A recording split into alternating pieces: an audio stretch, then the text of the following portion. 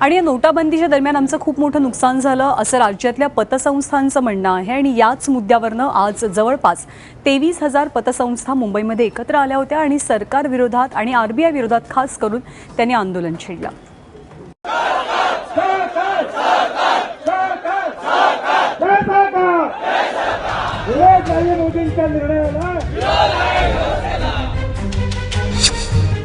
आझाद मैदानावर आज तब्बल 23,000 पतसंस्थांनी एल्गार पुकारला.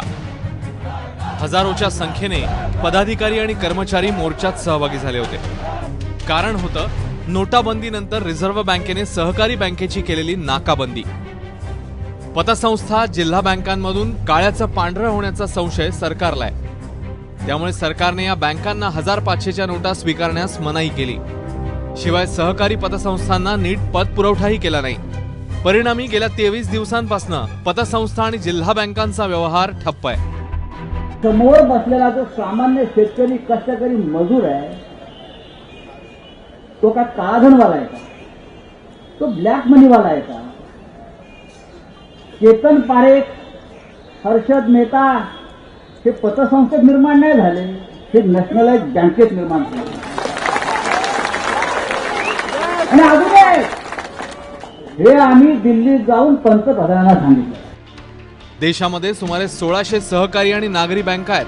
त्यातील 700 बँकांचा व्यवसाय जेमतेम एका शाखेतून चालतो. एकेकाळी सहकारी बँकांचा बँकिंग क्षेत्रातला वाटा हा 7 ते 8% होता. मात्र राष्ट्रीयकृत बँकांचं जाळं पसरल्यानं तो आता 3.5% आलाय. पण ज्या खातेदारांचे पैसे अशा पतसंस्था आणि सहकारी बँकात अडकले आहेत त्यांचे व्यवहार मात्र ठप्प झाले आहेत. त्यामुळेच पतसंस्था कर्मचाऱ्यांनी रिझर्व्ह बँकेवर कूच केलं होतं.